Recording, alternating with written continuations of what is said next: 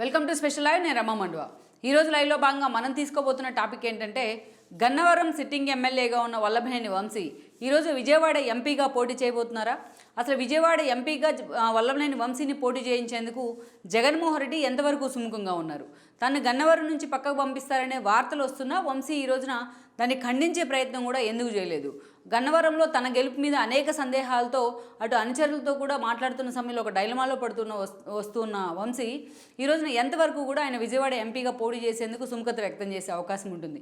అసలు గన్నవరం ఎమ్మెల్యేగా వంశీని అక్కడి నుంచి పక్కకు తప్పించి ఆయన విజయవాడ పంపించాలనే ఆలోచన జగన్మోహన్ రెడ్డి ఎందుకు చేస్తూ వస్తున్నారు? మరి వంశీకి ఎంపీ టికెట్ ఇచ్చే క్రమంలో ఈ రోజున కేశినేని నాని పరిస్థితి ఏంటి? కేశినేని నానిని ఆల్రెడీ అక్కడ క్యాండిడేట్గా ప్రకటించున్న పరిస్థితుల్లో వంశీని తీసుకొచ్చి అక్కడ ఎంపీగా పోటీ చేస్తే కేశినేని నాని ఏం చేయబోతున్నారు? అసలు ఇలాంటి రాజకీయ సమీకరణాలను జగన్మోహన్ రెడ్డి ఎందుకు తెర మీదకి తీసుకొచ్చే ప్రయత్నం చేస్తున్నారు? ఈ అంశాలు అన్నీ కూడా ఈ రోజున ఉమ్మడి కృష్ణా జిల్లా రాజకీయాల్లోనే కాదు రాష్ట్ర రాజకీయాల్లో కూడా చాలా సీరియస్గా హాట్ టాపిక్ అవుతూ వస్తున్నాయి. గతంలో మనం చూసినట్లయితే వంశీ రాజకీయ ప్రస్థానం గురించి ఎన్నోసార్లు మనం హైలైట్ చేసుకునే ప్రయత్నం చేశాం. ఆయన అతి సామాన్య కార్యకర్తగా పరిటాల రవి అనుచరుడిగా టీడీపీలోకి ఎంట్రీ ఇచ్చున్నారు. ఆ తర్వాత కొడాలి నాని తరహాలోనే అటు హరికృష్ణ ఫ్యామిలీకి దగ్గరయ్యారు. ఆ చనువు కారణంగానే ఆ తర్వాత రోజుల్లో టీడీపీ అధినేత చంద్రబాబు నాయుడు కూడా వంశీకి టికెట్ ఇచ్చే ప్రయత్నం చేశారు. ఇక ఈ క్రమంలోనే 2009 ఎన్నికల్లో విజయవాడ నుంచి వల్లభనేని వంశీ టీడీపీ తరఫున ఎంపీగా పోటీ చేశారు. అయితే ఆ ఎన్నికల్లో లగడపాటి రాజగోపాల్ చేతిలో వంశీ ఓడిపోవడం జరిగింది. ఇక ఆ క్రమంలోనే 2014 ఎన్నికల సమయానికి రాష్ట్ర విభజన తర్వాత జరిగిన ఎన్నికల్లో ఆ రోజు కేసీఆర్ నాని లాంటి వాళ్ళు ప్రజారాజ్యం నుంచి టీడీపీ జెండా కప్పుకునే ప్రయత్నం చేశారు. అప్పుడున్న పరిస్థితుల్లో కేసీఆర్ నానికి టికెట్ ఇవ్వాల్సిన అవసరం చంద్రబాబు నాయుడుకి ఏర్పడింది. ఈ క్రమంలోనే కేసీఆర్ నానికి ఆ రోజు చంద్రబాబు నాయుడు ఎంపీ టికెట్ ఇచ్చున్నారు. వల్లభనేని వంశీని కన్విన్స్ చేసి మరీ ఆయన గన్నవరానికి పంపించే ప్రయత్నం చేశారు. ఆ రోజు గన్నవరంలో అక్కడికే దాసరి బాలవర్ధన్ రావును కూడా కన్విన్స్ చేసి వంశీని అక్కడ ప్లాన్ చేసే ప్రయత్నం చేశారు చంద్రబాబు నాయుడు. ఇక అప్పుడు దుట్టా రామచంద్రరావు వైసీపీ అభ్యర్థిగా వైఎస్కి ఆయన పూర్తి స్థాయిలో ఫాలో అయ్యారు. ఒక క్లాస్మేట్ కూడా, వాళ్ళిద్దరు డాక్టర్స్ కూడా. ఆ స్థాయిలో దుట్టా రామచంద్రరావుకు వైఎస్కు మధ్య సాన్నిహిత్యం ఉండేది. అలాంటి దుట్టా ఫ్యామిలీ నుంచి దుట్టా రామచంద్రరావు ఆ రోజున ఎమ్మెల్యేగా పోటీ చేశారు వైఎస్ఆర్సీపీ తరఫున.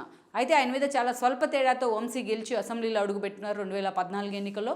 14 నుంచి ఆయన 19 వరకు వంశీ పార్టీ అధికారంలో ఉన్నప్పటికీ కూడా ఆయన ఒక ప్రతిపక్ష నేతగానే వ్యవహరిస్తూ వచ్చారు. పార్టీ మీద స్వపక్షంలో విపక్షంలో పార్టీకి సంబంధించిన అనేక ఏదైతే విషయాల్లో ఇంటర్నల్గా చర్చించిన అంశాలను కూడా ఆయన బహిరంగంగా మాట్లాడుతూ కేర్ ఆఫ్ కాంట్రవర్సీ అన్న బిరుదును తెచ్చుకున్నారు. నడి రోడ్డు మీద బెజవాడ నడి రోడ్డు మీద జగన్మోహన్ రెడ్డిని ఆలింగనం చేసుకోవడం కానీ, తాను టీడీపీలో ఉండి మరోవైపు అటు సిపి ఆంజనేయులతో ఉన్న ఒక నెగోషియేషన్ కానీ, ఇలా అనేక అంశాల్లో వంశీ ఎప్పుడు కూడా వార్తల్లోకి ఎక్కుతూనే వచ్చారు. దేవినేని ఉమాని టార్గెట్ చేస్తూ మాట్లాడిన మాటలు కానీ. అలాంటి వంశీకి మరోసారి చంద్రబాబు నాయుడు 2019 ఎన్నికల్లో టికెట్ ఇచ్చే ప్రయత్నం చేశారు. అయితే అదే సమయంలో దుట్టా రామచంద్రరావు స్టామినా వంశీని ఎదుర్కోవడానికి సరిపోదనే ఒక అంచనాతో వంశీ సామాజిక వర్గానికి చెందిన యార్లగడ్డ వెంకట్రావును జగన్మోహన్ రెడ్డి విదేశాల నుంచి రప్పించారు.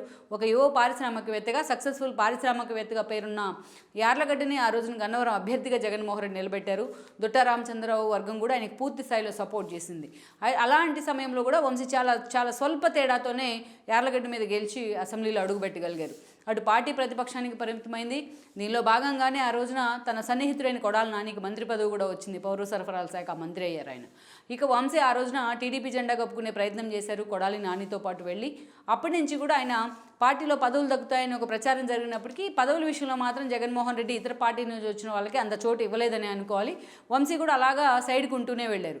ఇక ఆ ఫ్రస్ట్రేషన్ కావచ్చు, వైసీపీలో జిల్లాలో తనకు ప్రాధాన్యత లేదనే ఒక అంచనా కావచ్చు, ఇక సొంత నియోజకవర్గంలో ఆయన పార్టీలో చేరినప్పటి నుంచి అటు వంశీ రాకను దుట్టా వర్గం చాలా సీరియస్గా వ్యతిరేకించింది.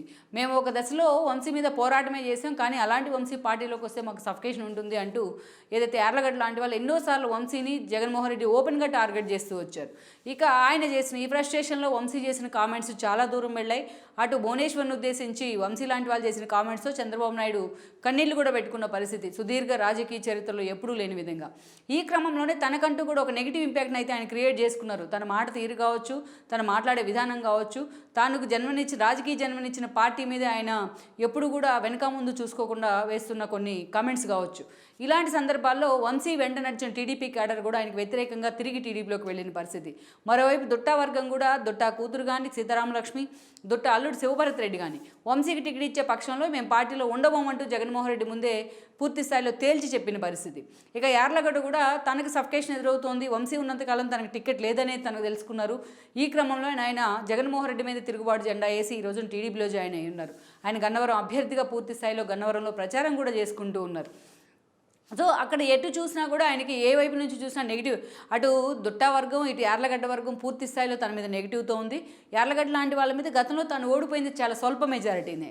అలాంటి సందర్భంలో ఈ రోజున వంశీ ఇటీవలే తన అనుచరులతో కూడా మాట్లాడుతూ ఆల్రెడీ 2 సార్లు గన్నవరానికి ఎమ్మెల్యేగా చేశాను, ఈసారి గెలవచ్చు ఓడిపోవచ్చు, ఇంకా నాకు కావాల్సింది ఏముంది అంటూ కూడా చాలా ఎమోషనల్గా మాట్లాడారు. ఇది కూడా చాలా సెటైర్లు కూడా పడ్డాయి ఆయన ప్రత్యర్థుల నుంచి ఈ విషయంలో. ఇక అదే సమయంలో జగన్మోహన్ రెడ్డి గడప గడపకి లాంటి కార్యక్రమాలు మొదలుకొని అనేక కార్యక్రమాలు ఇనిషియేట్ చేసే ప్రయత్నం చేసినా వంశీ లాంటి వాళ్ళు ఎప్పుడూ అంత సీరియస్గా గన్నవరాన్ని తీసుకున్న పరిస్థితి లేదనే కొన్ని విమర్శలు కూడా వచ్చాయి. అటు కొడాలి నానిని కానీ ఇటు వంశీని జగన్మోహన్ రెడ్డి ఎన్నోసార్లు వార్న్ చేస్తూ వచ్చాడు. ఈ విషయంలోనే జగన్మోహన్ రెడ్డి చేయించుకున్న సర్వేల్లో కూడా గన్నవరంలో వంశీ మీద వ్యతిరేకత వచ్చిందనే ప్రచారం జరిగింది. ఈ క్రమంలోనే ఒక దశలో వంశీకి టికెట్ ఇవ్వరనే ఒక ఊహాగానాలు వచ్చాయి. మరోవైపు చూసినట్లయితే వంశీ ప్లేస్లో ఇంకెవరైనా ఆల్టర్నేటివ్గా అక్కడ పెట్టబోతున్నారనే వాదన కూడా వినిపించింది. ఇక సంవత్సరం క్రితం నుంచి కూడా వంశీని విజయవాడ ఎంపీగా జగన్మోహన్ రెడ్డి పంపించబోతున్నారని చర్చ జరిగింది. అయితే తాను గన్నవరం చూసుకుంటే చాలు, ఎంపీగా వెళ్ళినా తాను గెలిచే పరిస్థితి లేదంటూ వంశీ ఎన్నోసార్లు తన అంచర్ల వద్ద వాపోయినట్టుగా కూడా ఒక ప్రచారం జరిగింది. అసలు ఎంపీగా వెళ్లేందుకు తాను ఇష్టపడట్లేదనే వాదన కూడా వంశీ అనుచరులు ఎన్నోసార్లు సన్నిహితులు బయటికి చెప్తూ వస్తున్నారు. సో ఇలాంటి ఒక సఫికేషన్ అయితే దట్టు 3 నెలలుగా వంశీ ఎదుర్కొంటూ వస్తున్నారు. అలాంటి సిచ్యువేషన్లో ఈరోజు గన్నవరం తను ఊహించినట్టుగానే గన్నవరం సీటును తనకు కాదని ఈ రోజున ముద్రపోయిన లాంటి వాళ్ళకి ఇచ్చేందుకు జగన్మోహన్ రెడ్డి పావులు గదుపుతూ ఉన్నారు. ఈ క్రమంలోనే అటు కొడాలి నాని కూడా ఆ ప్లేస్లో ఏదైతే పూర్తి స్థాయిలో హనుమంతరావుని తీసుకొచ్చే ప్రయత్నం చేస్తున్నారు. ఇలాంటి సిచ్యువేషన్లో వీళ్ళిద్దరికీ టికెట్ లేకపోయినట్లయితే స్థానికంగా కృష్ణా జిల్లా కమ్మ సామాజిక వర్గం మీద కూడా ఒక బ్యాడ్ ఇంపాక్ట్ పడే అవకాశం ఉంటుంది. అందుకే జగన్మోహన్ రెడ్డి చాలా వ్యూహాత్మకంగా వీళ్ళిద్దరి తరపున వంశీని తీసుకెళ్లి విజయవాడ ఎంపీగా నిలబెట్టే ప్రయత్నం చేస్తున్నారని చర్చ జరుగుతోంది.